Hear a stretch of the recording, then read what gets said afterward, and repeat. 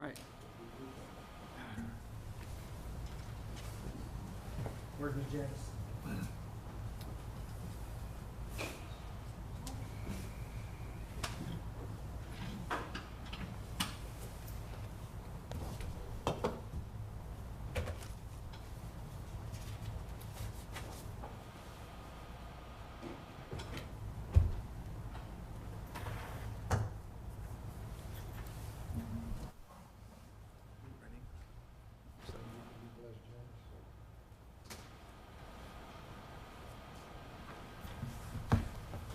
She's one person Her kind of phone's needs. sitting right there, so I can't call her. Yeah, well, she just ran over to get something, I think.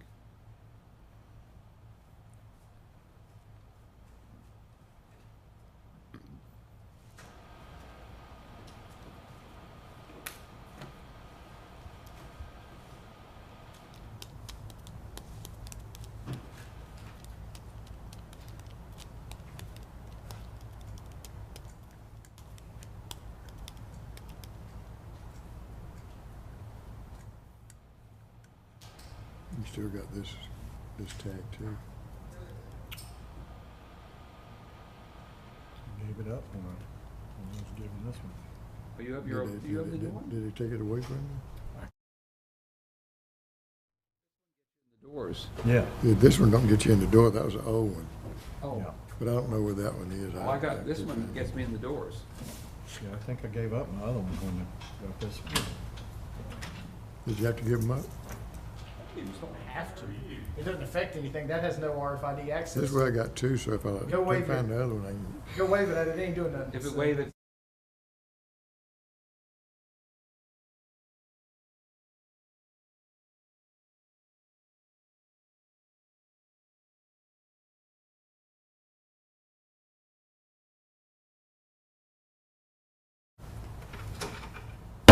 It's 2 o'clock, so we'll call the Facilities Committee meeting for Wednesday, April 20th, 2022 to order. Let me lead us in a word of prayer, please. Our dear Heavenly Father, we're thankful for this day, and Father, we're thankful for the opportunity we have to serve the citizens of Glynn County. Grant us wisdom and understanding, Father, as we discuss the items that the staff have prepared for us. We thank you for all our staff members. And today it's with heavy hearts that we want to ask that you look after the Farrer family at the loss of Paul Farrer, their youngest son. Just be with them and comfort them. And Father, we just love you and thank you for taking care of every one of us. It's in Jesus' name we pray, amen. Amen. Is there any public comment? No, sir. No public comment. We'll move to the approval section of the agenda minutes from the March 16th, 2022 Facilities Committee meeting. Do we have Mr. a Chairman, mo- I make a motion to approve the minutes as presented. Second. Motion second. All in favor? Motion carries 3-0. Second is minutes from the March 16th, 2022 Facilities Executive Session. I'll make a motion to approve the minutes of the executive session as presented. Second. All in favor? Motion carries 3-0. Item 3 is the 2023 Capital Projects Plan. Mr. Burris? Where's the mouse?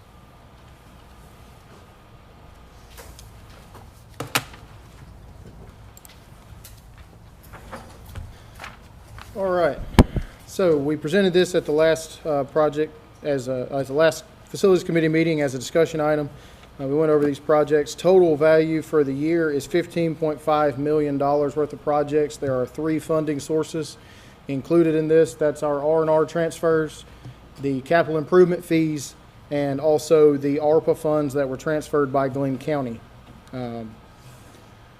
So we'll go over the projects a little bit. Here, GFA loan debt service, if you recall, when we took out the GFA loans for the rehab work at Academy Creek and for the meter project, we indicated that we would not pass that cost on to raise rates, so that has been being paid for out of the R&R, and we continue to do that. That's $1.21 million. Academy Creek RAS replacements. RAS is return or recycle activated sludge. That is a process improvement project at the wastewater plant. That project would be to replace all of the RAS pumps with chopper pumps They're currently ragging up a lot due to the condition of the existing bar screens. We get a lot of rags in the system. The rags do settle out in the solids, which is what this is pumping. So putting in a chopper style pump in those locations will alleviate them constantly having to clean pumps. But also these will be increasing the RAS rate as a part of that as well. Water production SCADA. This year we did the lift station SCADA, if you recall. Now that was 138 sites, so it was considerably more money than the water production SCADA.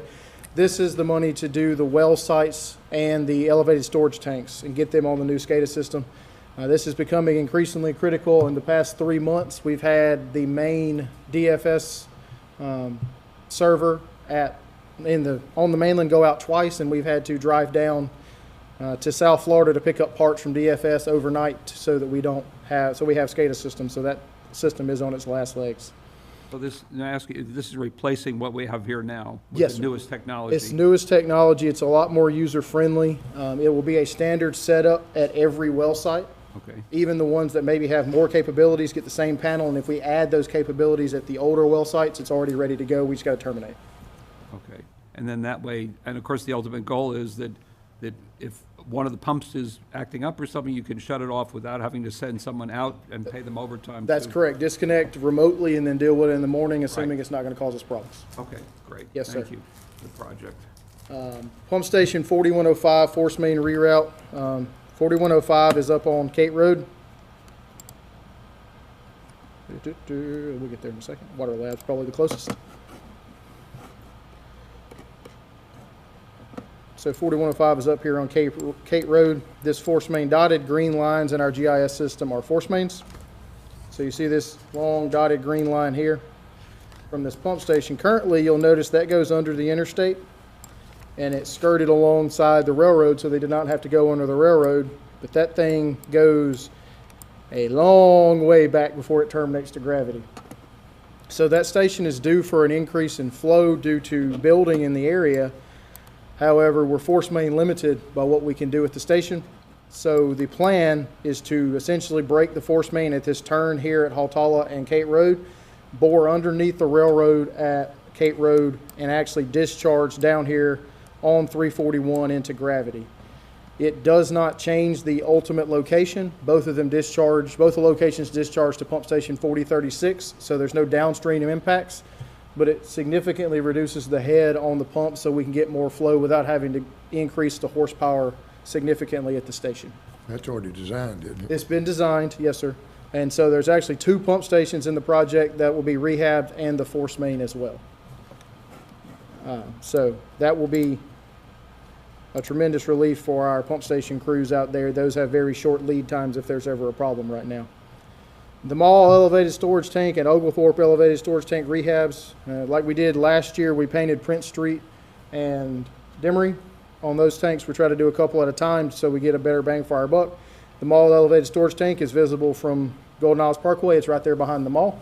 And then the Oglethorpe elevated storage tank is out at the end of Frederica, out by Marshage Edge, and it is due for a rehab as well. So these will be complete blast and repaints inside and outside of both of those tanks, as well as fixing minor issues that are on site. We'll do that design in-house. Jason Vo, our project manager, has been working on this already. So right after the fiscal year, if this is approved, we'll get these out for bid. We like to have these worked on in the wintertime because you get more competition for the painting, because of up north they can't paint because of the temperature. Pump station 2056 pumps and force main rehab, and the next one 2033 and 2034 rehab. Those are all in the same general area. Those are, let's see here, that's probably the closest. Those are all out Lawrence Road, and those are long force mains, and those stations are in need of rehab. These are master plan projects. Where am I at? That's St. Clair. There, some immediate electrical needs are being taken care of at 2056 now, but this will replace the pumps, do some work in the wet well, add odor control, and also put a parallel force main in. This is existing 6-inch force main that runs the length of Lawrence Road. There are sections of it that the parallel force main has already been installed. This has been designed, Thompson Hut designed this, what, 10 years ago? Even longer than that. So we'll have to dust off the design on that, obviously make sure it's up to new standards, but it's been designed. and that will increase reliability at this station here. Previously, work was going to be done by the Sinclair development, but as you may have heard, that development has significantly reduced their footprint in the recent months, so we need to get this done for rehab needs for the station. 2033 and 34 are further upstream. 2033 is the one up by the fire station, right here. If you've been by that station, you know it has odor issues, and so we'll be looking at odor control improvements there, new pumps, bases, and discharge piping and electrical improvements. And 2034 is back over here. That's 57. Which one's 34? Still going up. So these are just stations that were listed for rehab needs in the master plan. These are standard rehabs, and they're not necessarily increasing the capacity at all. It's just getting them up to snuff with where we're at. Can I ask a question? How old are these stations, roughly, since the last time they were done? Early 90s? Last time they were rehabbed, late Ballpark? 90s, early 2000s. Okay. So it's safe to assume that the standards that were in place then are significantly more, are there more improved standards now? Yes. We have higher standards? No, I mean, now some of the components are components, but like odor control and things like that. Odor control, new materials that are more resilient, less, Right. less corrosion inhibited, so certainly those are all improvements. Thank you. Pump station 3114 is down on the south end. If you remember down at the South Mainland plant, there is no gravity sewer coming into this plant. These are all force main. 3101 comes from towards the port side of the plant. 3114 comes from the school side of the plant. And they have a combined force main that is right here. And therefore, it pumps into the head of the plant. There's no gravity sewer wet well coming in there. The plan here, we did some improvements at 3114, but there's increased development down in the exit 29 areas, and we need to separate these force mains. So the plan is to come down this existing property line that we own and come into the other side of the plant, separate those force mains. By doing that, we increase capacity at both stations because they no longer have to pump against each other. North Mainland Water Production Facility, land acquisition and engineering. We've been talking about this for several months now. This would be to purchase property and begin plant design with the ARPA funds to locate a wastewater treatment plant north of Highway 99. Ocean Boulevard water improvements. That is a line, an old cast iron and galvanized line with drop legs off of it from Arnold Road essentially all the way to tie into the Village Phase 1 improvements right there by the casino. So that is a very old line. The cast iron line has, of course, tuberculated over the years. This will drastically increase pressures in that area and also allow us to fully utilize the benefits we got out of the Village Phase 1 project. Now that has been designed, but it was designed several years ago, so we've got to dust off that design and make sure that it is up to today's current minimum standards. Wesley Oak Circle water main improvements, that is a neighborhood on the island that's got a lot of galvanized piping in it, and also the 2-inch galvanized needs to be upsized for fire protection. So this is one water distribution would like us to take care of, and that would basically to put a loop in there, increase the flow, and remove that galvanized pipe. Brunswick Villa area, just, I don't know exactly if that is what everybody would call this, but it gives you a general idea. This is immediately adjacent to the Arco neighborhood. We're fixing to start the ARCO project, which we'll get more information about at the actual project committee meeting. But, let's see, where am I at? Where am I at? There we go. So these neighborhoods on the either side of Townsend Street and Johnson Street, you see there's force main, but there's no gravity sewer connections. So you got a lot of lots back in here, older homes. Some of them have failing tanks, and this will be to provide gravity sewer to that neighborhood. Those neighborhoods in there. Based off what we currently have available in GIS and survey data, it appears it can all be served with gravity without installing any pump stations or anything like that. So that fits what we've been doing, prioritizing infill development in our community to allow people to get on the public system. And then galvanized replacements, we put $250,000 a year for the last couple of years, and this is to continue that. That's galvanized replacements throughout our entire system. With the upcoming changes to the lead and copper rules, this is actually getting us out ahead of that. So that's an improvement for us if we keep that process going.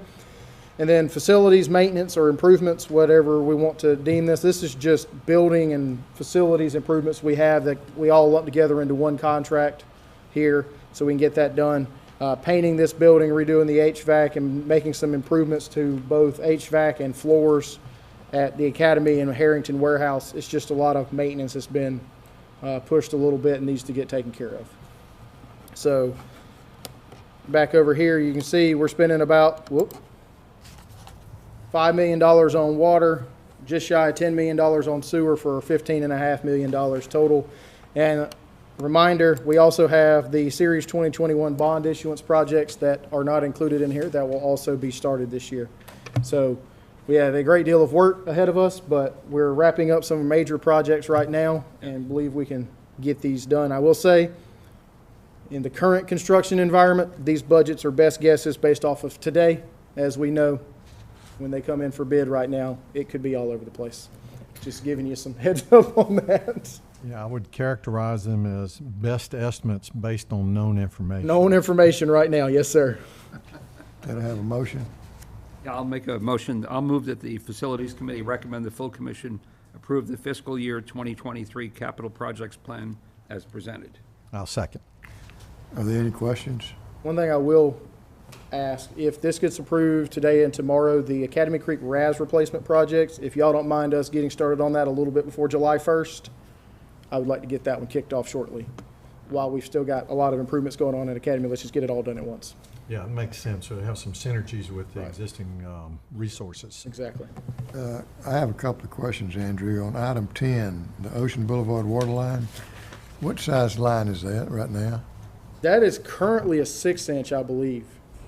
6-inch cast. I can pull it up. It's either 6 or 8-inch Cast iron and cast. not ductile iron? It says it's cast in GIS. Have we ever had to work on it?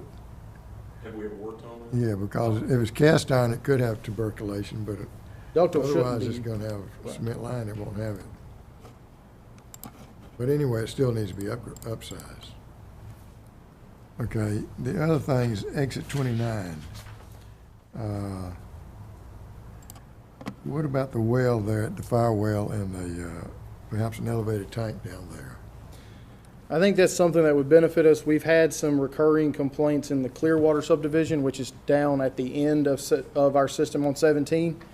We have fluctuating pressures there because both of the wells that we have are on either end on 82.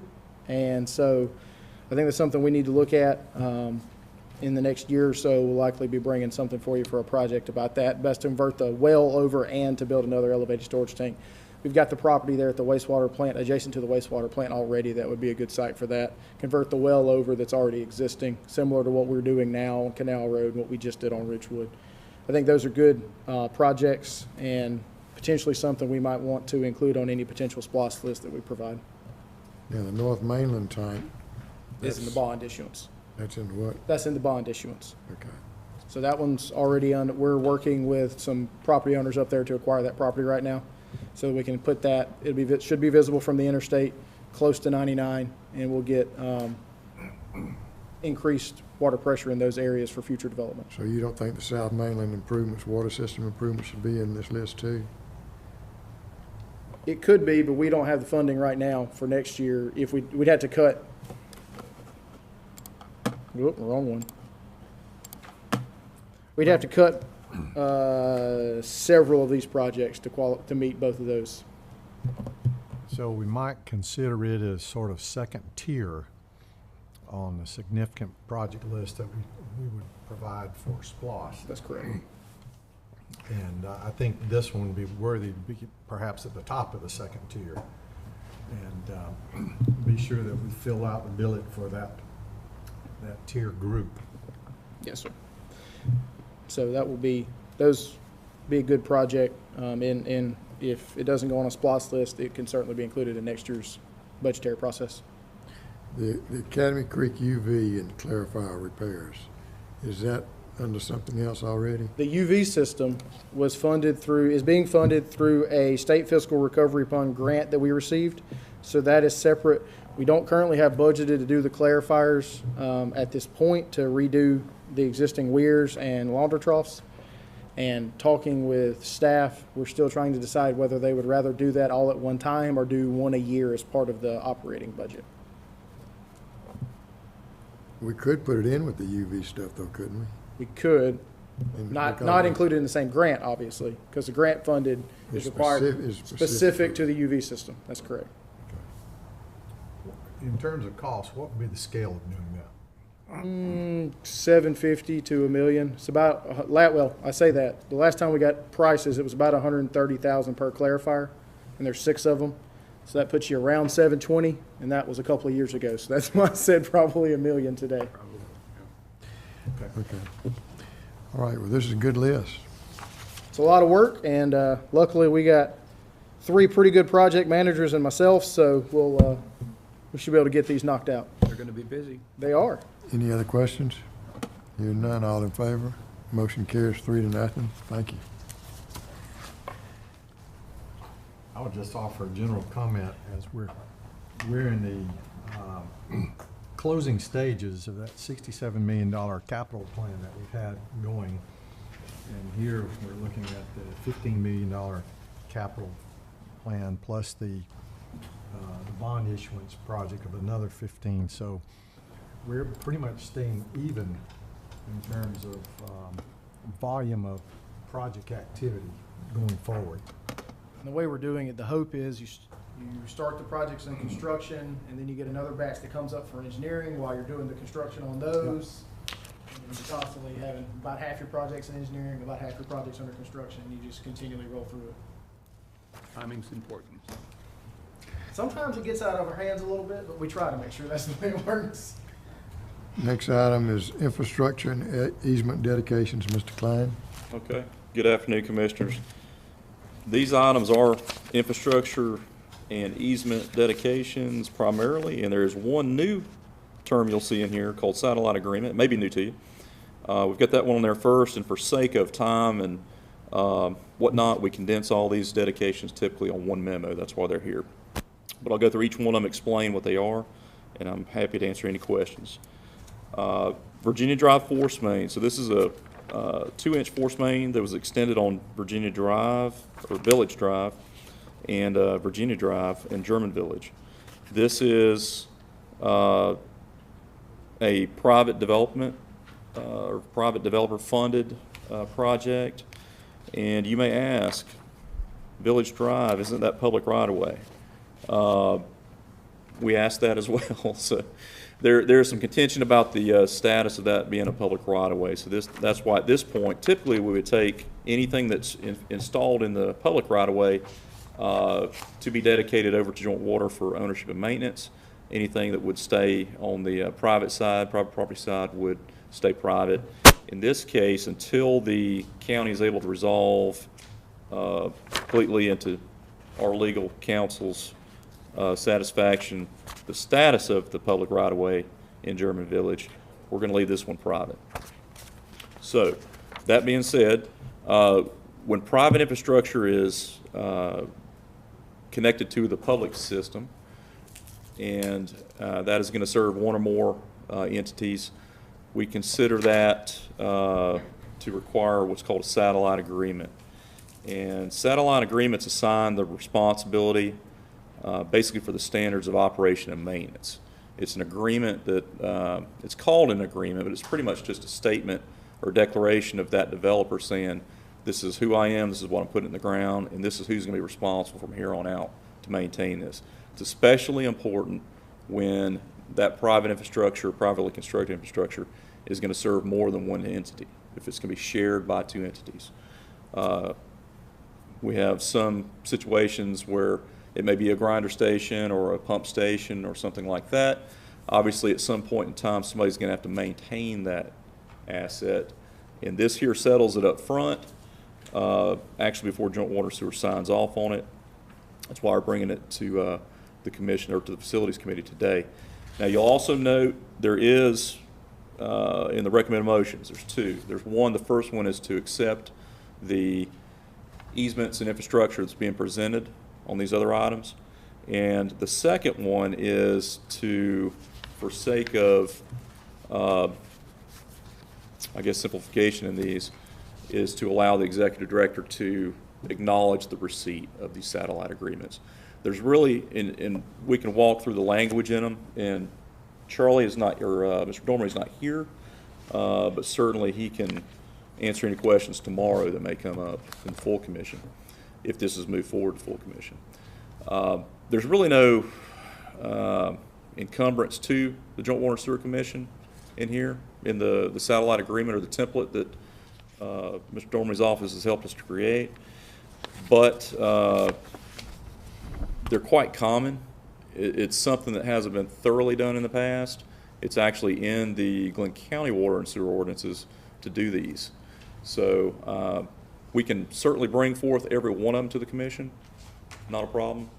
Or if the commission sees it fit for the executive director to be able to endorse or put his signature or her signature on these, that's what we're recommending. So hopefully that makes sense. Otherwise, let's walk through the other ones. So the second one is Autumn's Wood Phase 2. Again, infrastructure that's driven by private development. This is in public right-of-ways completely, and it's water and sewer infrastructure. That developer wishes to now dedicate that to the joint water sewer. There is an exhibit that shows a GIS snapshot that's highlighted, location as well, and then also some record drawings there in the very end. And then the third one is Tanglewood, which is just next door, Phase 2A of Tanglewood. It's the same thing, dedication of infrastructure. Now that Red Oak Drive is complete, residential development, water and sewer. And let's see, there should be also a little snapshot of the record drawings for Red Oak Drive as well attached. We already have existing customers utilizing this infrastructure, correct? Or new customers that have been brought online that are using Correct, correct, yes. So the nature of, especially residential construction these days, is people are moving in very quickly as soon as these parcels or lots are available to build on. And yes, we actually already have customers connected to this new infrastructure.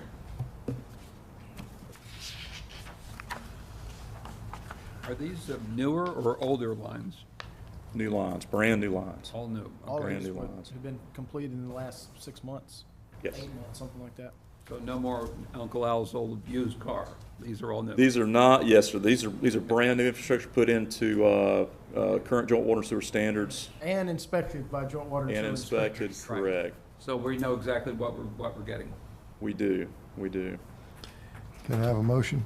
I'll make the motion. I'll move the Facilities Committee forward these projects with associated dedications, easements, and/or satellite agreements to the full commission for approval and acceptance. I further move to authorize the executive director to execute future satellite system agreements. I'll second that motion. Any questions? I have a few. Regarding Virginia Drive, I'm looking at the map, and is it the yellow area that's the extension or the satellite agreement That's correct. perimeter, if you will? Okay, so let me go a little step further beyond this. So we accept this, we operate it, presumably. And then someone wants to connect again. Do we have another satellite agreement? This, Commissioner, this one actually is to, we're not accepting the infrastructure in this case. It's going to remain private, the portion that's highlighted. The person that installed it is going to maintain ownership of it and operation of it. So if someone ties in, would it require a satellite agreement with the new homeowner? It would require, when someone ties onto private infrastructure, privately owned infrastructure, we require a letter from the owner of that infrastructure allowing the connection. Okay, So- what is, so all of that yellow is private? That's correct. it's a private road and everything. And so, Well, currently it's listed as public, but that is still in litigation at this point. okay, now, is that gravity sewers? No, it's low pressure. And are these all existing houses? All the pinkish squares Correct. Existing houses? are, the pinkish squares are existing buildings, yes. Yes. And the system's already in? It's constructed, yes, sir. It's in the ground, yes, sir. And they want us just to agree to a satellite agreement to operate it? No, The satellite agreement just puts in writing that they understand they're to own and maintain this until such time that we would accept it from them for ownership. So why are we even doing that? I don't understand why we're doing anything. If we're not Because accepting it. we hope that future customers, as Commissioner Duncan pointed out, will connect to this private force main. And if the future customers connect, presumably we would either meter them on the Right. sewer side or flat rate based on correct. the tariff. That's correct.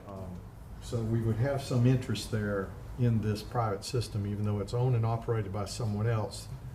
We become the conveyance for the service. that's correct. And essentially, the satellite agreement is a written agreement that they will maintain it. Okay. Not just gonna put it in the ground and leave it alone. Correct. If we allow customers or encourage customers to connect on, which we want to do, we're not going to leave them high and dry because this private infrastructure is not maintained in some fashion or. So let's fast forward a year or two, and the issue with regard to the road is resolved, and perhaps it's sustained as the lower court has already sustained it as being public. So if it is finalized in appeals, et cetera, then at that point, we would accept the dedication of it. That's correct.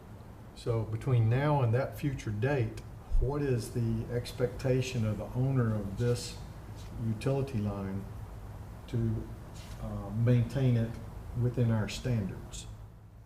Because what I want to avoid is the future date, a year or two from now, is, okay, now it's a public road, we gladly want to accept this infrastructure, but we get to an inspection, and then there's some variance to standard. Right. So my thoughts are is that we should be engaged with the owner to be sure they understand what their obligation is, so that if there is a conveyance in the future, it's successful. Right. And they don't wind up with a big surprise for capital investment to bring it up to standard.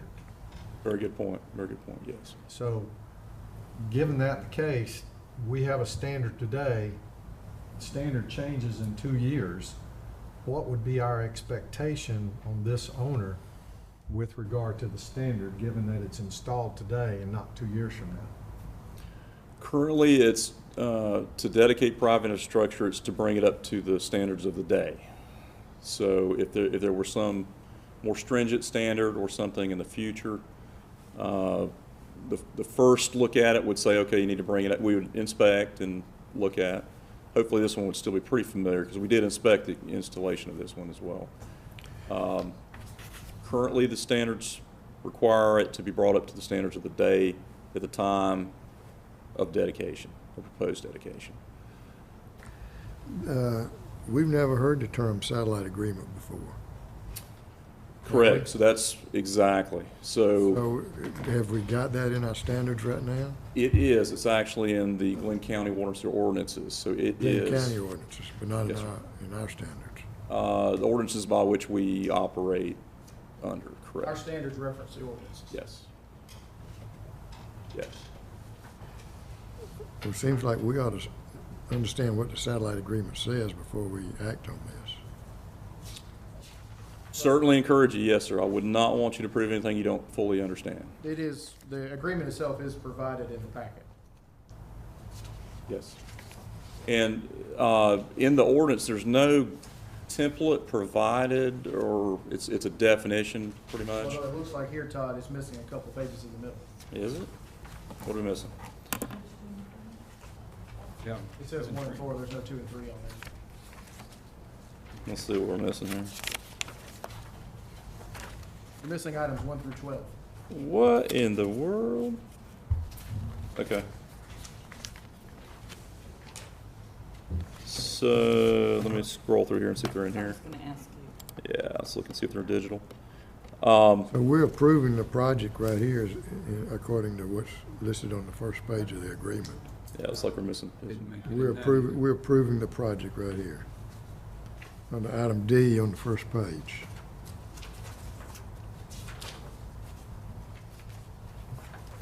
As a condition of approval of the project. So basically, once we execute the satellite agreement, we've approved the project.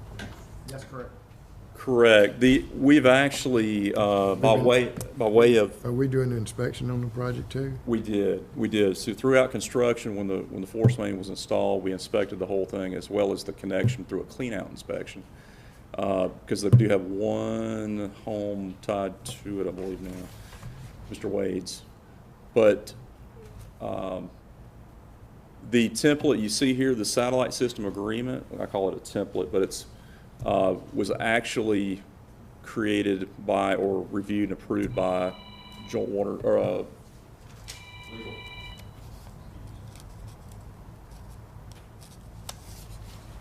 So this has had Charlie's. Yeah, but we don't have pages 2 and 3, and it don't say that Yes, sir. I think. whoever's gonna be responsible for maintaining Not in there? this. It's not the signature packet either. Okay. Is it on the server? Because you've got access to the server.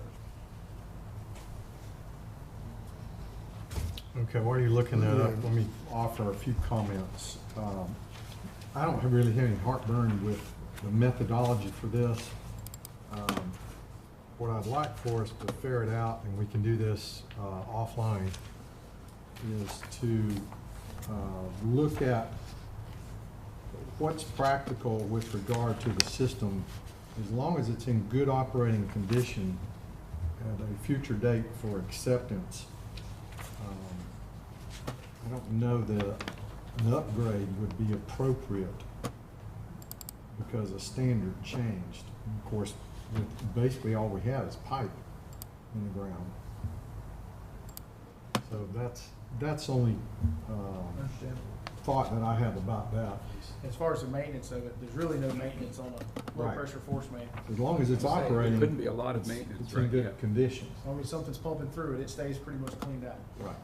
And so if we had a standard change due to a regulatory issue, that makes sense to me that the facilities may have to be upgraded. But just because of a standard change not related to regulatory issue,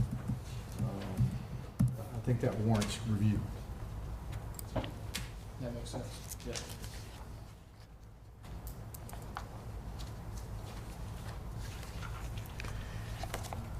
Do we have any other questions on any of the other dedications? The satellite agreement, we have a copy of it on our website as well. This is the full template, the two missing pages. Okay. Apologies for that. We'll make sure it's included if this moves forward to the full commission. But here's page 2 and 3 of the 4 pages. But you can kind of see the, it signs the areas of responsibility, ensures the, now I can understand why you were asking questions you were asking.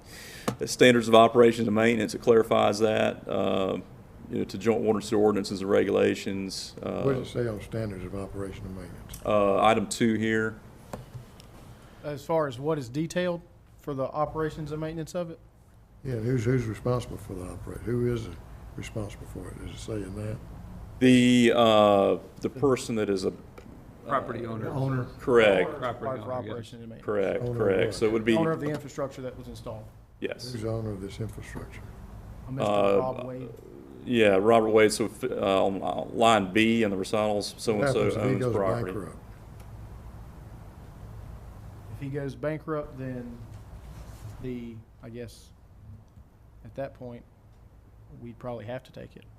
Nobody would be operating it. Well, currently, there's only one customer, and he is it. He is it. So if there's some default that prevents him from maintaining it, then basically that part of the system in my view, is becomes inactive until the property is acquired. But if we allow another customer to connect, then we're gonna become the de facto operator. Are we having to do this so EPD can approve his plans? No, sir. Because you used to, EPD would require, for private systems, would require some guarantor, like the county or city water system or something like that is connected to. Or they'd have to have a trust indenture or something. Correct. Business plan, everything set together, correct, right. This is more, this is not connected to the EPD requirements or any EPD requirements here. This is This was purely, on advice. Did EPD have to approve these plans? yes. They had to be submitted, well, we reviewed the water, now that we have the Right. delegated review authority on the water side, but they did have to submit to EPD sewer in Atlanta and then receive the letter back. Satellite agreements is in the Glynn County ordinance and on advice of legal counsel to have these done. Yes, And we created this document in-house, correct. so we feel like we're covered in this situation. All right, one other question is, if another customer comes along and wants to connect at some intermediate location on this, and we allow them to connect, that's good, we serve another customer. However, does the ordinance extend the requirement for connection to the system, within 500 feet of this line? Because we are the service conveyor, Mm-hmm. if you will. So then does that ordinance extend to adjacent properties that they're required to connect? Does the 500 feet include private infrastructure? I don't believe it does. I wouldn't say it would include. I would say, from the response, We may need an opinion from, I think yeah, on that. I and think a it's- counselor opinion. Yeah, I think that's homework for us. yeah, yeah. We need to get that. So what he's saying is if somebody built a house in here, they would not necessarily have to tie on. Based off those lot sizes, they could not put a septic tank back there, so. Understood. Or Yeah. somebody adjacent to it. Correct, But, yeah. Use you know, this. the parcels are in process. I mean, the market is driving the consolidation, if you will, of the various parcels. Mhm. So it'll get to a point that somebody's gonna be adjacent to the line that's, their parcel is large enough that they can qualify for a septic tank, but they're Possible. within 500 feet of a line that in some respects, we are the provider of the service. So anyway, I think it's worth a question to Charlie. Right. We get that resolved. Understood. Can we just hold that one until the next meeting? The next meeting, sure. Is there an urgency that we have to act on this? No urgency right now. It just remains privately owned and operated by way of them having obtained a right-of-way permit. Urgency would be Yeah. if somebody wanted to tie on before the next meeting. Well, we should know that we have an application or. As of right now, we don't have any request. permits out there on file, do we? Just A this. lot of interest, but nothing, nothing. Okay, pending. well, we could always have a call meeting to address something that Absolutely. became urgent. Okay. So, Mr. Chairman, I'd like to modify my motion, and I'll restate it in the modified form, if I may. I'll move that the Facilities Committee forward these projects with the associated dedications and easements to the full commission for approval and acceptance. And end the motion at that point. Now, would that include the one in, That The water basically, ambulance. That'll do yeah, Tanglewood and Autumnswood, but Right. it'd just be It wouldn't include it'd be Virginia. just the second two, they just do 2 and 3. 2 and 3, not one. essentially, the motion excludes the enclosure for number 1 on Virginia Avenue regarding satellite agreement until we have a few questions resolved, and then we can move forward that on a separate. Well, I'll second your modified motion. You got that down right, Janice? The motion second, all in favor? Motion carries 3-0. Okay, thank you. Good day, we learned something. Absolutely. We'll mark that down. Keep as it the- interesting. The required board training that we've got to do now, Check. Next item is equipment purchase, Kubota 30-inch cold planer. Yes, sir. This is actually a cold planer attachment for some of our existing equipment that will allow us to mill sections of asphalt. X out of that. It's going to ding all day. Open up the website. The Chrome. There we go. And hit back. No. Hit back on the tab you were in. There we go. You can click on report by equipment purchase Kubota 30-inch planer. There we go. All right, Miss Janice, you got it from here? Okay. So this is to mill asphalt. Currently what we do when we have a road cut, most of our road cuts are not that large. So we saw cut, lift it out with an excavator, put it in the back of a dump truck and haul it to the landfill. When we have to do larger projects, if we saw cut that, one, it's very time consuming, and two, it's very expensive to haul that much asphalt to the landfill. It's also very slow, but to get somebody to come in and actually mill these larger cuts is between $3,000 and $5,000 per 1,000 foot, depending on location. Furthermore, as we were told a couple of weeks ago, the milling equipment has quite the delay on it, and they've estimated it could take up to a year to get asphalt milled right now on contracts. Wow. So with that being said, staff went out looked up the possibility of purchasing a cold planer attachment for our existing equipment. They received 3 quotes, with the low quote being Saplo equipment at $24,999. Now this has multiple benefits. For larger installation and repair jobs, we have the ability to mill asphalt that, again, gives us much better schedule control because we're not relying on the contractor to mill it before we can get in there. We can use the milled asphalt to put back temporarily until the final asphalt can be done. It packs very well and saves us some money there. And also, this can be used by water and sewer crews because we don't do these large cuts every day. So it can be shared. We don't have to buy multiple of them. On average, we do 3 to 5 of these in-house projects large a year. This was kicked off by the Arnold Road project we were looking at, but this could be used in multiple locations. We did recently a major sewer repair on N Street that this would have came in handy for example. This was not budgeted in the fiscal year budget. However, the equipment is immediately available, and we have remaining funds in the systems pumping and maintenance operating budget that we could purchase this with. We did get 3 quotes. The 30-inch planer, obviously, we're not going to be milling both lanes of a street a mile long or anything, but for some of our larger sections that we have to do 1,000 feet, 1,500 feet, one lane, we can mill that and not have to get a contractor involved. Is it hard, our people know how to operate it? They do, yes. That's just what I was going to ask. They know how to, all right. All right, are you ready for the motion? All right, I move that the Facilities Committee recommend the full commission approve the purchase of a Kubota 30-inch cold planer from Saplo Equipment Company, LLC, in the amount of $24,999. I'll second the motion. I have some questions and Go ahead. comments. I heard that we already have the training and knowledge to operate this equipment. This seems like a relatively small piece of equipment, It is. particularly given the cost of it, and of course the width that it can mill is about 30 inches. I just want to reinforce that we operate it within the manufacturer's recommendations because it's a small piece of equipment, and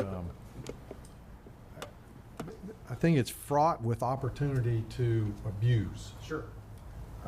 The idea I like is you're generating flexibility for the crews to be responsive to our customers' needs to deal with asphalt repairs. And I think that's commendable to be able to do that. It'll improve our response. And so I support it. I just want to be sure we operate it within the limitations that it's designed to do. Yes, sir. I have a question. What do we do with the asphalt that we break up? Currently, when we saw cut it and haul it off, it goes to the landfill.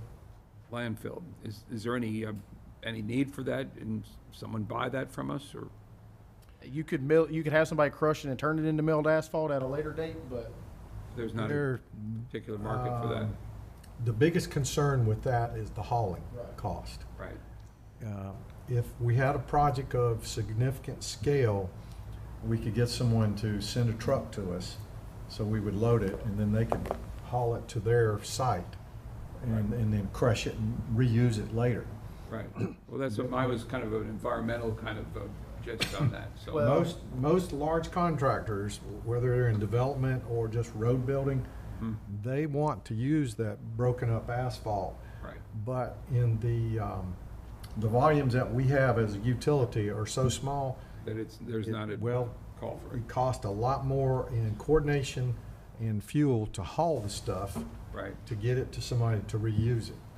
The only other thing I think we could do, and I don't know that we'd have the space for it, is if we stockpiled it and then someone came along and got it and reused it, crush it and reuse it. There are a few folks that have their own stocking locations, if you will, but they don't have the equipment to crush it, and they'll accumulate a small hill, a mountain, if you will. We're talking about hundreds of cubic yards, and then they'll bring in a third party to crush it, and then they'll use it for base material. Okay. That's a great thing for us to be able to reuse, but we don't have the volume. Right. to deal with it. And the one advantage to this as well, currently, if we have a road cut, we go back to what's called cold patch. It's a quick mix, not full asphalt, but similar to asphalt that covers it up. If you got the milled asphalt, you don't have to put cold patch back over it. Yeah. So not only you're not having to pay to haul it off, but you don't have to pay for the new material to put on there temporarily that the guy's gonna come back and mill off and then pave it. Yeah, So there's clear advantages on this. Multiple advantages, yes. Okay, good. It's a okay. small expense to give us flexibility. Right. Well, I think it is. So. We have a motion second. Any other questions? Hearing none, all in favor? Motion carries 3-0.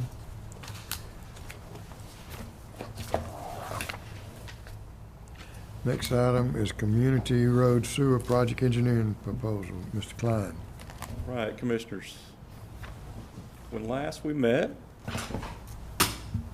we brought before you a change order for engineering design, a change order proposal from our engineer of record, Hussey Gabel, to revise, or to actually to include modifications or improvements to the adjacent pump station adjacent to this project. That was, during that time or after that discussion, it was brought up to consider grinder station system, or a low pressure, what's called a low pressure force main system in lieu of gravity. At the facility committee's request, we did go back to the engineer and ask them for a revised proposal to modify their design to that type of system. And that's what we have before us today. The difference back in the previous revision brought for you last month was around $114,000, I think, to revise engineering design to the different gravity changes as well as the improvements to the pump station. This one is just for the low pressure system design, a much simpler design. We were going to reuse, or the engineer was going to reuse, a lot of the survey that has already been performed to this point. A little bit more survey would be required, and then more time to change and modify the design. Their proposal, the price tag on this proposal was $76,650, and it did add some time as well to the project. The design, 283 days, is what they requested via their proposal. Can I have a motion? I'll move that the Brunswick-Glynn Joint Water and Sewer Commission Facilities Committee forward the above described change order number 1 to the full commission for approval. I'll second. To elaborate on what Mr. Klein said, originally, this was going to be set up, and where's the funding for this? This is from the bond issue. That's bond issue, yes, sir. It was going to be gravity sewers, and it's my understanding that 50% of the property owners have agreed to connect to the They've sewers. expressed interest, yes, sir. But because of the way the layout is in the pump station, the receiving pump station is going to require 10-inch and 12-inch gravity sewers that are much oversized for the projected flow, which does create a problem as far as maintenance in the sewer and settling in the sewers. The way you correct that is by taking the jet truck out periodically and jetting it. So we said, well, let's get a proposal for lowering that pump station because it would serve some other people. And that's when at the last meeting, we looked at that proposal and was mentioned by Commissioner Neal, maybe we ought to consider private, by a pressure system. And this was originally one of the alternatives that was presented in the PER that the engineering firm did. So if we accept this, we need to think about what are going to be the conditions on where we accept a pressure system.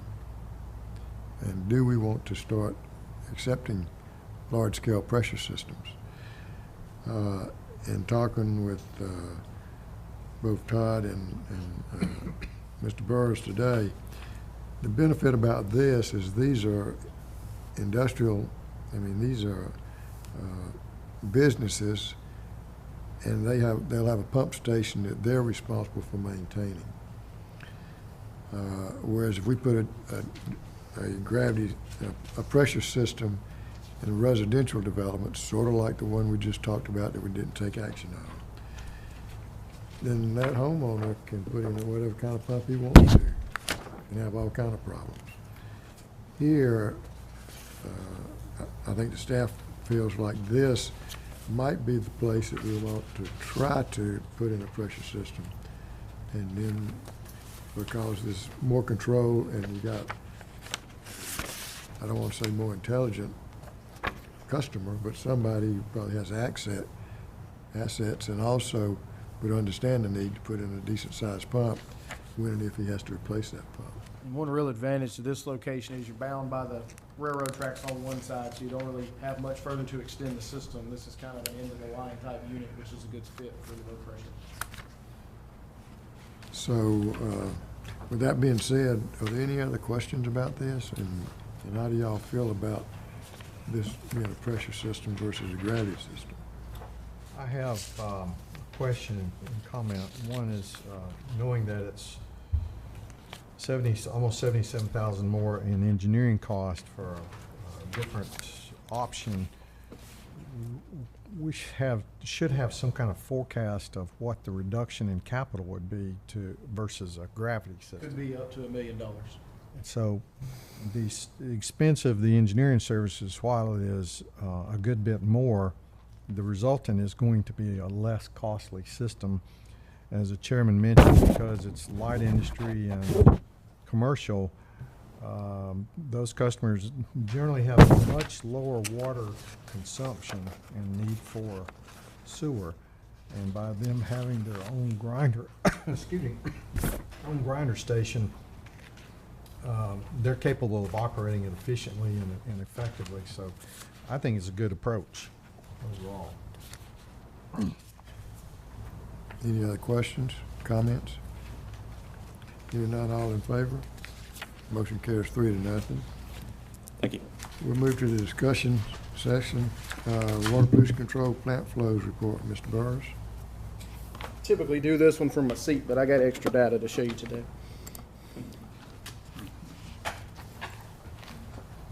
All right, so here we are at Academy for the month of March. One thing you will note, and if you've been here for the month of March, it was extremely wet in the month of March here.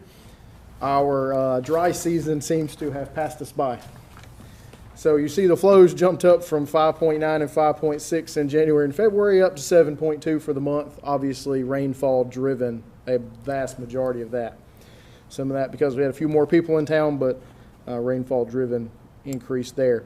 Influent concentrations you see with the with the increase in flow, you see the corresponding decrease in your influent concentrations. That rainwater does not have the organics in it, so you see a lower influent concentrations across the board on all of them for where we've been at.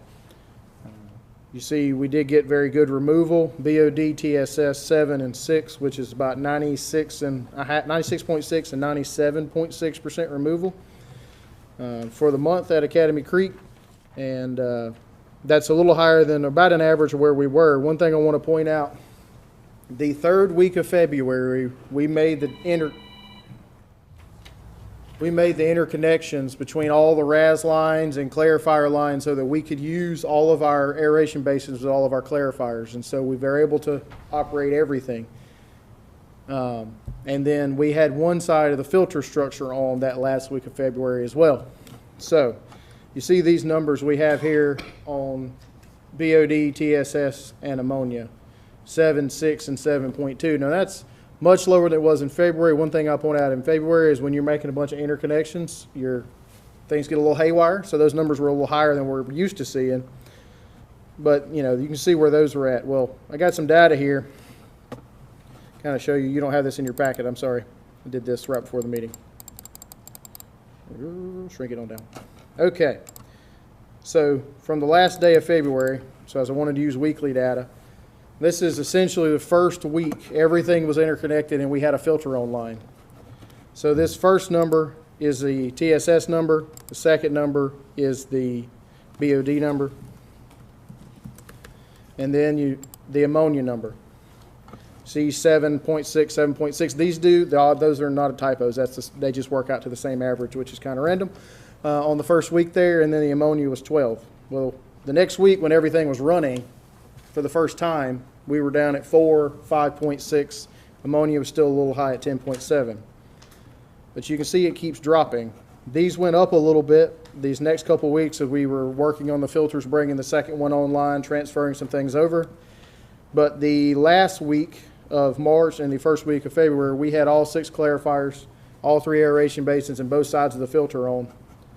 And you see your TSS at 3 and 3.2 and 2.4, BOD at 4.2 and 3.4, and the ammonia, which is the one I'm most proud of, 1.29 and 1.49 for 2 weeks. Now, So our new steady state is beginning to show up. We're starting- The benefit of clarifying them. absolutely. Definitely. One thing I always like to remind people is you make a change at a wastewater plant, it takes at least a week for it to actually show up. It's a process. So it's not immediate. So you can see the improvement. So remember that 2, 3, and 1.5 for that last week we did, and to compare that to what we were at for the average on all these documents here. You know, your BOD's been 8, that's down at 3. The TSS has been 10.5, that's at 2. And the ammonia's been 7.7, and we're down close to 1. We have to be below 1 by June of 2023. But based off the last 2 weeks of data, we are well on our way to making that happen. We actually have had 3 days in the last 2 weeks where the ammonia was under 1 for the day. So we're making rapid progress out there. And it's easy when you go out there to see the difference in the effluent quality. It just is with the filters running.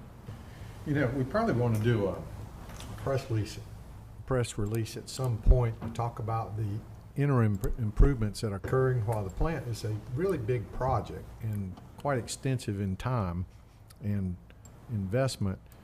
And the average customer is not going to notice anything except that the cranes aren't there. But just a little brief thing to show that here's the new regulations coming, and directionally we're on track to meet those new regulations. Absolutely. And I will say, the filters impact the TSS, which helps. It takes solids out. The BOD and ammonia is from interconnecting everything. For the last 30 years, 35 years, they've essentially been operating 2 separate plants on the same site. Having everything interconnected just gives them a ton more flexibility into what they're doing. So on our graph here, you can obviously see this gray bar. Rainfall got a little out of hand for the month compared to where we had been at. So flow did go up quite a bit as a result of that. At Dunbar Creek, similar notion there. Flow went up to 3.7. We did find one significant cause of the I&I that occurred. We had a sinkhole show up right outside the plant on Coquina Circle, and that has since been fixed, but a lot of water got in right there. So you see a decrease in some of the influent concentrations, but even with one basin, the plant handled that very well. Everything's within permit. Again, this plant has filters, 98% BOD, almost 99% TSS removal through that facility. So that 93% is because of the rainfall and the I&I? One thing to remember, when you look at this rainfall column, I give you the maximum daily and the total for the month. Right. The maximum daily has a much bigger impact than the total for the month. So if you ever kind of follow that along, you kind of see that. Okay. We got 3 inches of rain in one day, and that jumps the numbers up for about a week, and then the math just kind of gets skewed on you. Right. So again, easy to see when it started raining on our graph. Down at Southport, not a lot of I&I in that system, being a lot newer than it is, than some of the other systems are. Our BOD and TSS never gets too high there because of the amount of water we get from the port that's inorganic, don't have a lot of material in it, so that's always going to be a little lower on the influent concentrations. Oh, excuse me. And overall, the plant responded very well to the increase in rainfall, and also the plant being operated very well down there. So you see the huge increase in rain, but flat on the flow at that plant. Doesn't mean there's no I&I in there, but no significant increase from the rainfall events that we had there at that facility. So all in all, staff doing very well. We've had some people out on medical for the last few weeks, so they've been running a little short staff, but they've been holding it together very well down there, and things are going well. And we'll get the update on the plant project in a minute, but hopefully about to have that wrapped up in the next couple of months. Good report. Moving on to capital project report, Mr. Klein and Mr. Burris.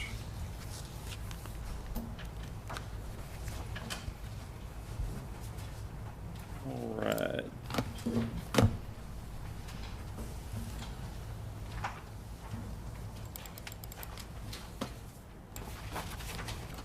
Okay. Go through these quickly, but please do stop me for any questions along the way.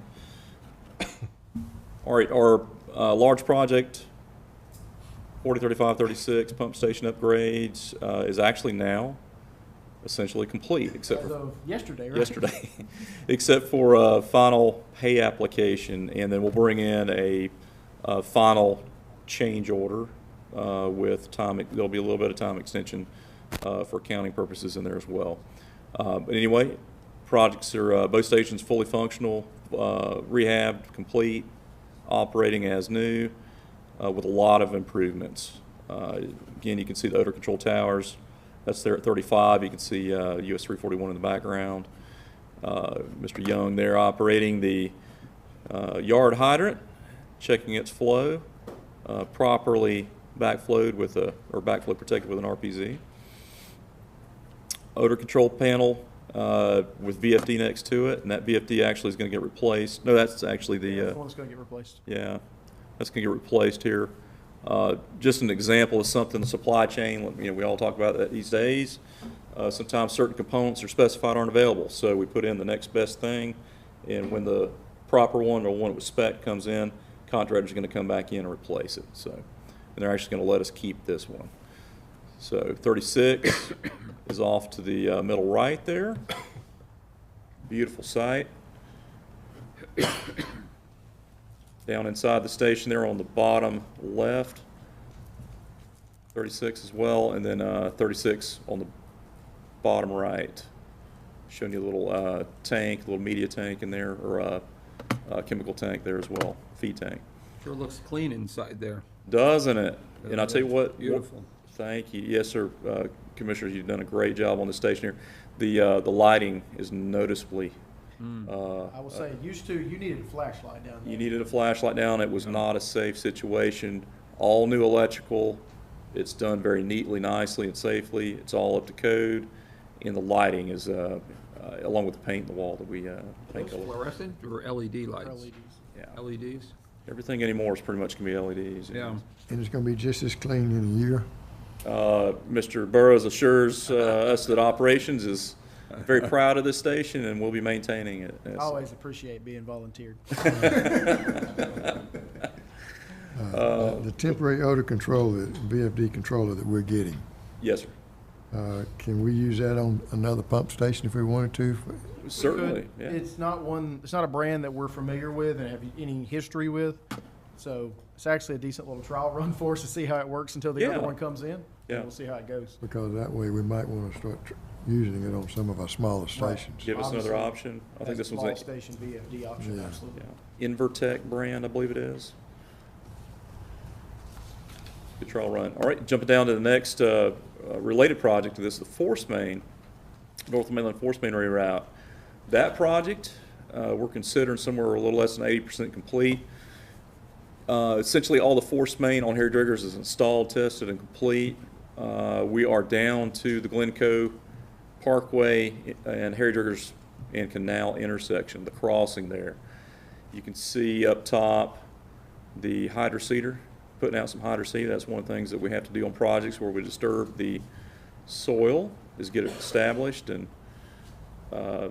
in good shape. Recent rain here has got that grass seed jumping out. Top right just shows you the media. That's actually a wood fiber. They've in the past have used everything from newspaper mulch to wood fiber. You can see the seeds mixed up in there. All right, next shot down there in the middle, left and right is down there. You can barely see a little piece of pipe sticking out off the edge of the middle right photo where it's stockpiled. These are the kind of the Moondoggies area. These are the last crossings we got to do with the drill rig. Big drill rig's coming in. Was supposed to be coming in this week. It's coming in next week now. They had a little bit of delay. They're going to set up right by Air National Guard, which is this bottom left photo, and they're going to shoot back. Well, excuse me, that's the receive. That's the connection point right by the storage place. If you look down, all the way down, Moondoggies, cross the intersection, Air National Guard, they're going to shooting back this way.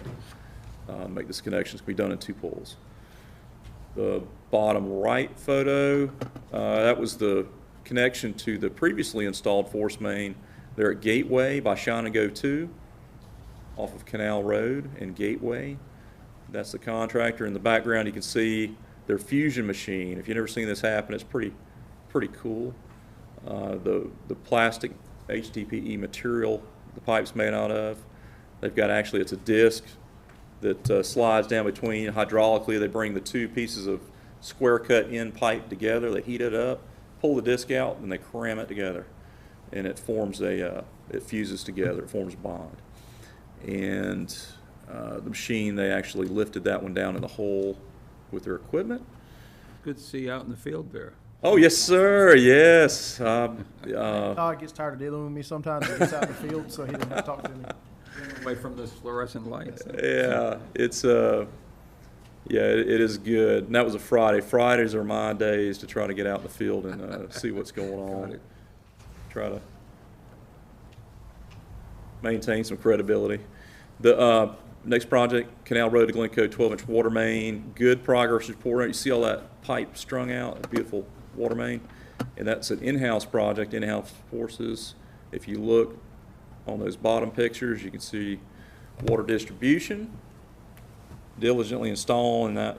As of yesterday, there was about 2,800 feet of pipe left to install between the connections that we shot under the back gate of Fletsy. And they had about 1,500 feet of it installed in the last week and a half. Got a little bit of rain this weekend, so it's a little soft out there right now, but working towards it. I thought it slowed them down a little bit. It slowed them down a little bit. I'm gonna have to install dewatering out there. It had dried up a little bit, and then the rain and started raining, and then dried up a little bit, and now we're just gonna have to install dewatering and then move on with it. Yep, it's good to see them installing silt fence appropriately, as per approved plan. So they're, as Mr. Burr said, they're boogieing on down to close to Memorial, where the old MAP International was. It's now Fletsy office, but getting close to making the connection down there, completing this loop. Okay, project 906. This is Academy Creek. Mr. Burrows, I'll let you. Yes, sir. You got photos there on the top left of the sludge offloading facility. They, on the auger you see coming up to the left of that photo, there was one section that the manufacturer shorted us when they sent it. That has been installed, welded, and hooked up in the last week. Actually got finished up Monday. And so that is augered all the way up to the other hopper that feeds the dryer right now. And electrical is going in and installing some sensors and equipment to make sure that the hatch springs open with a touch of a button so that it can stay closed when it's not being dumped into, to kind of keep everything enclosed and some of the odors down. And also they'll be putting a strain gauge on one of those legs to measure the weight in the actual basin. How are we going to test that? Test. Are we going to bring a lot of sludge over there to test it? We can bring as much as they want. I mean, before we accept it, and also We will certainly bring a warranty. load or two from Dunbar over there, and throw it in there and make sure it's gonna auger up But appropriately. we need to use it this first year or two under warranty, not just have it sit. Oh, absolutely, yes, sir.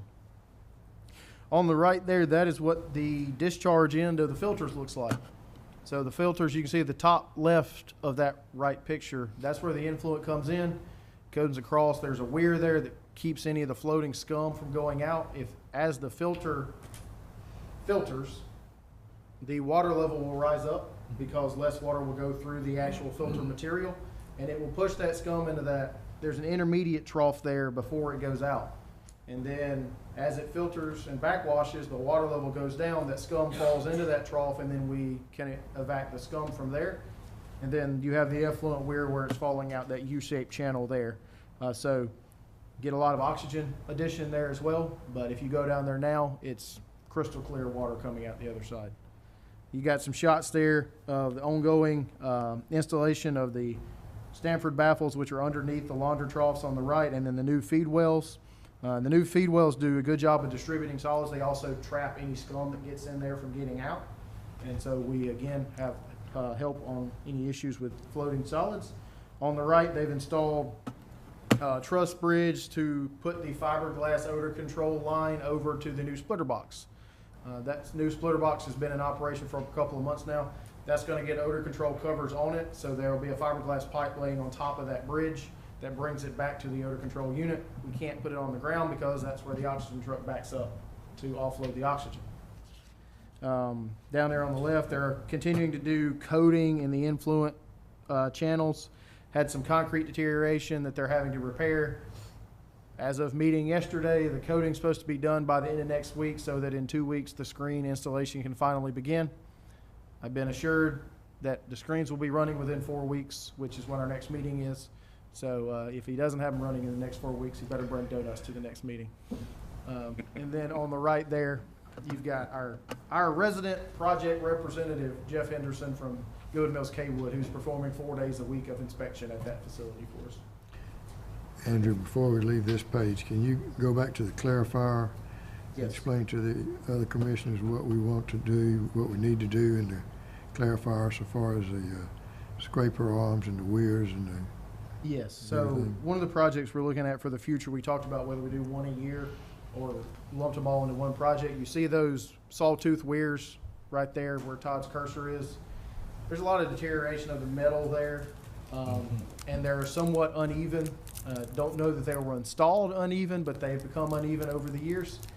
And there's thought that we could rehab and paint them, and we got to level them up. It just makes more sense to me to replace all of them. So snatch them out, bring the clarifier down, pull all that stuff out and put new material in there and replace the arms. Down in the bottom of the clarifier, you see that arm on the bottom that pushes the sludge towards the center well. All of that stuff, just these clarifiers are decades old, and it's there's sludge in the bottom of those clarifiers, and it's a corrosive environment. So it may make sense just to come in and make one project and replace all those, and we get new, basically brand new clarifiers because we just did the feed wells, and we replace all the moving parts on it. I have a question. On a big project like this, at what point do you switch over into do some value engineering on something like this? We did the majority of the value engineering between the 60 and 90% design. We get construction cost estimates at 30%, 60%, and 90%. And then, of course, at 100% design. So when the cost estimate for everything we wanted to do at 60% came in over what we were budgeted to spend for the project, we started cutting out based off of priorities. So we cut things like the clarifier stuff out. Some of the electrical improvements that are not needed for the new equipment got cut out. So there's wastewater plants, there's always something to work on. Right, So, of course, yeah. In a big project like this, there's, things like that come up. Absolutely, absolutely. Right. So all in all, this is a $10.3 million project. Right now, a big project like this, there's some give and takes. They find some savings, they get some adders here or there. We're still currently under the contract amount to date.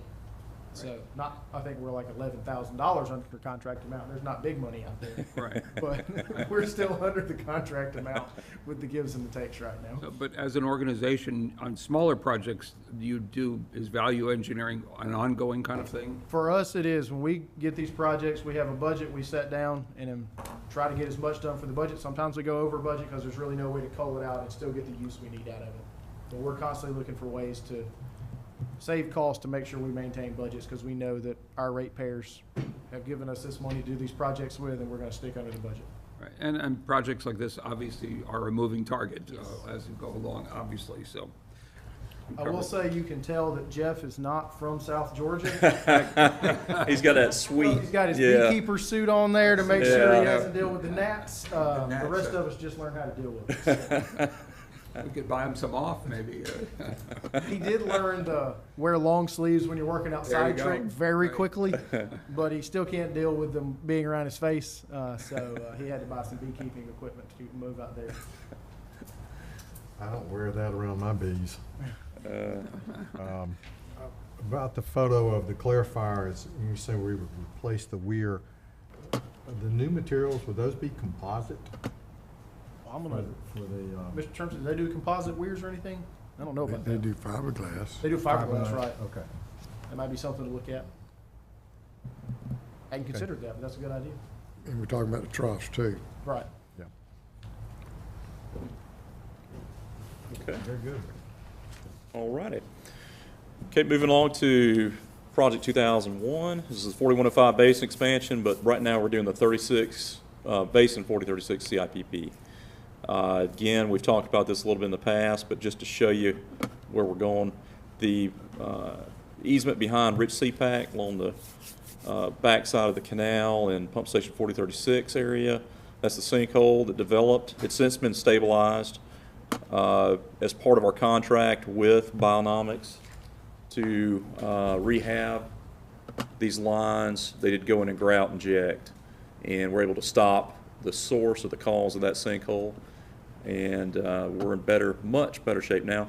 To the top right, you can see the defect, and as far as our guys could peek inside and see what was going on. But anyway, that is grouted up now, and they'll come back with a final removal of the excess grout and whatnot when they do the lining, which is going to be here pretty quick.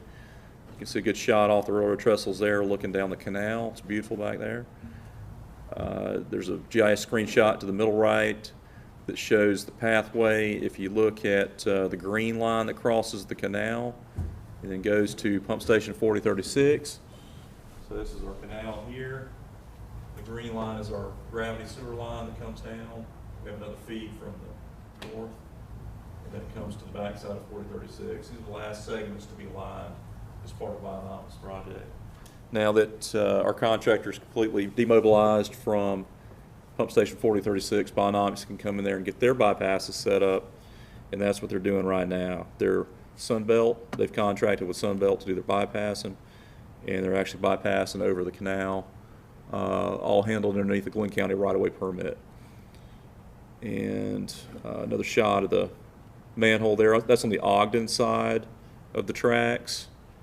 And then another shot of manhole there, another manhole in that same area. It's part of the train.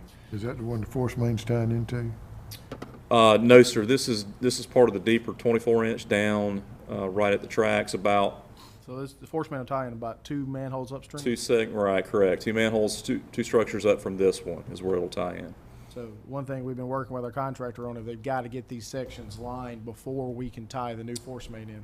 That's correct. That's correct. Does the canal always have that much water in it at that location? It's tidal. It's tidal, so it goes up and down. Okay. Sometimes there's 6 inches of water. It's tidal right there. Yes, sir. Oh, yes. Yeah. Yeah, it's really pretty back in there. If be perfect to kayak back in there. And we catch a fisherman once in a while on the trestle too. Stripers come back up in the creek a certain time of the year. Okay. Moving along, CPALM CIPP, and there's some before and after shots here. Before is to the left, and then the after lining is to the right. You can see, and this is at the same footage. So you can see what it looked like before, and they're in the same location, what it looks like after the liner has been installed. So Mr. Burrows may have some more.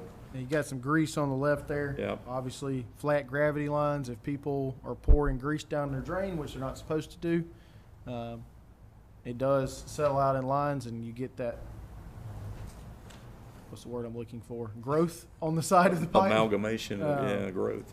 And then tuberculation, of course, is an interaction, basically a rusting of the pipe, an incrustation there. You see on the right, on that middle picture, there's kind of that wave on the left side there. That is tuberculation that remains on the pipe.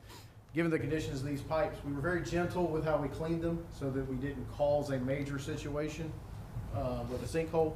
So that tuberculation isn't going to impact the structural integrity of the pipe at all. That's about at the flow line at high flow, so you're not looking at a lot of restrictions in the pipe there. Do a good job. And down there on the bottom left, that is Old Faithful.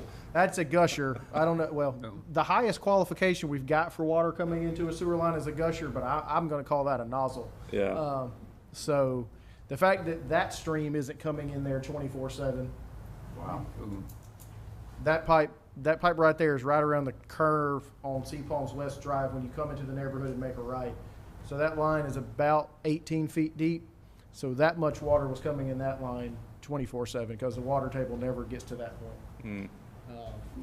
So getting that line, and there were 4 or 5 streams of that quality coming into those lines out there Wow. in the interim.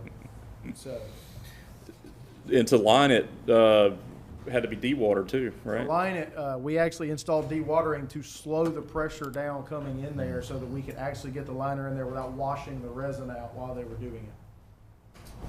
But we did that, maintained access to the homeowners the entire time. There's one location in the roadway we still got to repair, and we've communicated with the homeowners of what we're doing out there. They seem very happy.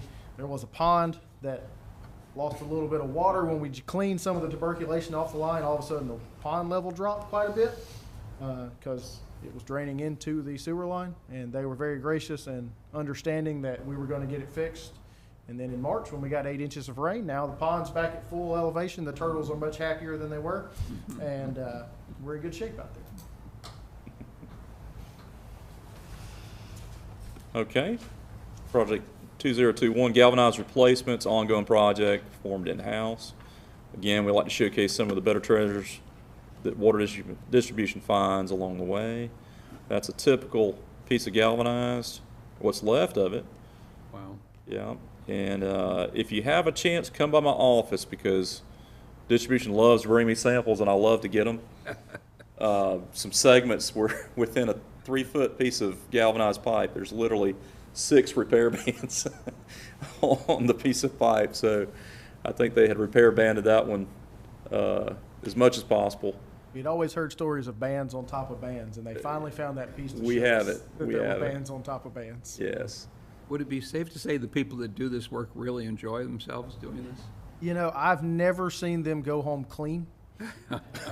And what I found is if you go home clean, you're trying to avoid work most of the time. They don't ever go home clean, so they're not trying to avoid it in the slightest. Yeah. I mean, it's like right in front of you when you do it, so, and they can see the change.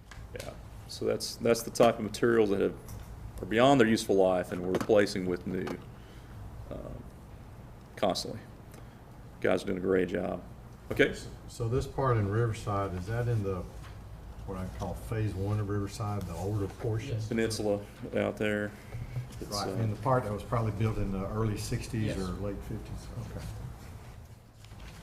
correct, and it's, We're getting scoping out a few more places now, looking at doing some repairs or replacements, not repairs, with the galvanized in St. Clair.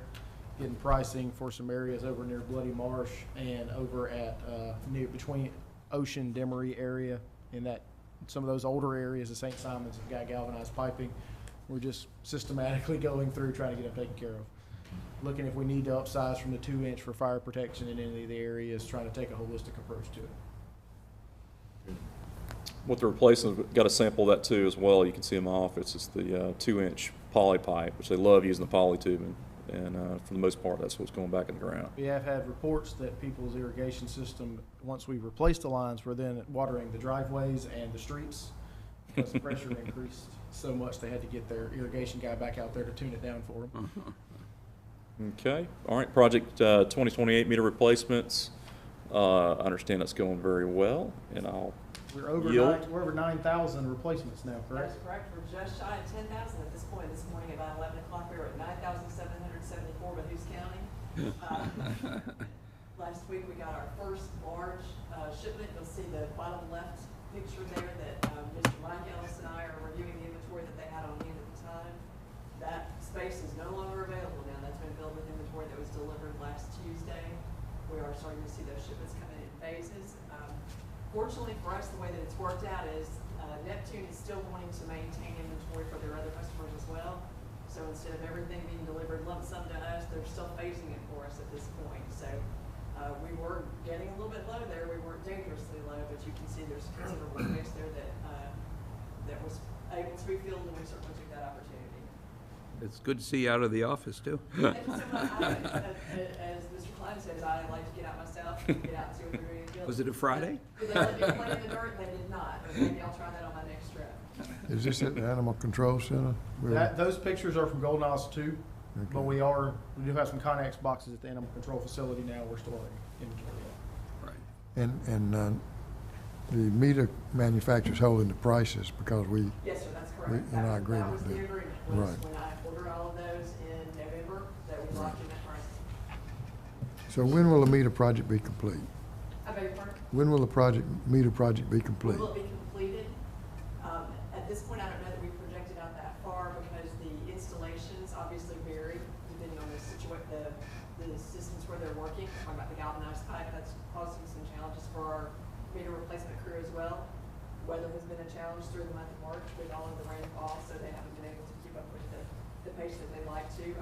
Mr. Scotty Ellis, if you see there in the bottom right corner, said if he had his way, he'd put in 400 meters a day. Unfortunately, we're not quite there yet, but we've reached, let's see, a new high this month of 186 meters day before yesterday, so. But keep in mind, we really started putting in the full change out in January. That's correct. And we've got roughly 10,000 changed out in 4 months. So we've got 31,000 accounts. So that kind of, maybe, some ebbs and flows based off of the size of the meters and location, but that kind of gives you a timeline. We're installing 2,500 meters a month. So an additional 18 months then, say? Yes, sir, about that. Assuming the meters show up, yes, sir, that shouldn't be a problem. Okay, that's good. Good news. Okay. Project 2107, project based in clean and CCTV. Again, this is not doing any lining work at this point, but this is setting up new candidates in the new lining list for sure. And just some examples of defects that are found by our As you see, that one in the middle Cambridge. right there, infiltration from creek, usually not what we want to see. No. So those are, most of these can be repaired trenchlessly. Those two on the bottom there may have to be done. the offset pipe Large here. offset pipes are kind of difficult to actually line through those, but we'll prioritize repairs based off what we've got in there. We did about Offset is just where the pipe is separated and shifted. separated and shifted, yes, sir, at the joints. You find that a lot in clay pipe. And so we did about 76,000 feet of this. They finished up last week on televising all that pipe. Okay. Ongoing. Those are pretty pictures. Can I ask that from now on that we put the water pictures separate from the wastewater pictures? I'm sorry, if we do what? Separate the water pictures from the wastewater pictures. Water Do all the pictures. water projects. Do all the water then projects, do do all all the sewer projects, because Sure. otherwise somebody might be looking at that and say, that looks like, it might help, because Certainly, yeah, not a problem. We can certainly do that. Okay, that concludes the picture report. Lot of stuff going on out in the field otherwise that didn't quite make it to the report, and a lot of things in design also. So that's the spreadsheet we include every month. It gives the detail, and then it's also got a status comment column there on the very far right. And that's all of our projects in motion at the moment, in construction and design. Then also, we do include the Gantt chart for scheduling, our best estimate for scheduling. And then also the EVA included then. We'll say a couple of updates on some of our design projects right now. The North Mainland Water Loop project, we've got the 90% under review at this point. That's to loop 3 sections of the North Mainland so that we have some resiliency in case of a main break in that area. The Dunbar Creek design build, the phase 1 I guess, final completion meeting of phase one is scheduled for May the 17th. That's when we get full 30% drawings and the first chance at the guaranteed maximum price for that project. So the hope would be at the next facilities committee meeting to give you some idea of where that number's gonna be. Obviously, that'll be the first chance at it, and we'll negotiate somewhat based off what we get back, but that'll be where we're at to start with. And then we're still working on the 4044 project in the 60% range for getting that completed. That's a pump station right there on Altama Connector. And then working through the Canal Road well design project. It's at 30%, maybe 40% now. They're working on some of that. And we kicked off the 3 pump station rehab project about a month ago. And that's with an engineer we got previously worked with that firm before, but that seems to be working very effectively right now on those 3. Okay. Very good report. Thank you. Thank you, Commissioners. Appreciate everything you fellows are doing. Any commissioners have any other comments? All good. Being none, meeting's adjourned. Thank you very much.